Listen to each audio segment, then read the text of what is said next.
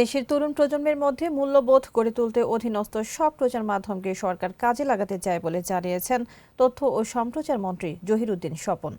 বুধবার দুপুরে সচিবালয়ে প্রধানমন্ত্রী তারেক রহমানের সঙ্গে বৈঠকের পর তিনি সাংবাদিকদের একথা জানান। তিনি বলেন, বাংলাদেশের তরুণ প্রজন্মের মধ্যে মূল্যবোধ করার কাজে সরকারের অধীনস্থ সব প্রচার মাধ্যমকে কিভাবে কাজে লাগাতে পারি প্রধানমন্ত্রী সে বিষয়ে সবচেয়ে বেশি গুরুত্ব দিয়েছেন। একই সঙ্গে সোশ্যাল মিডিয়াকেও আমরা কিভাবে কাজে লাগাতে পারি সে বিষয়েও বৈঠকে আলোচনা হয়েছে।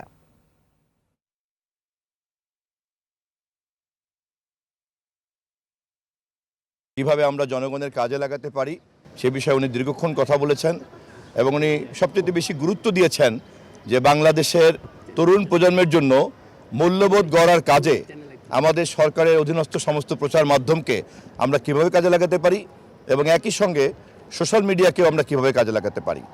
আমরা এই ধরনের একটা দিক নির্দেশনার মধ্যে আজকের আলোচনা সীমাবদ্ধ ছিল। আমরা সেই অনুযায়ী একটা প্রস্তাবনা তৈরি করে ভবিষ্যতে আবার কথা বলবো।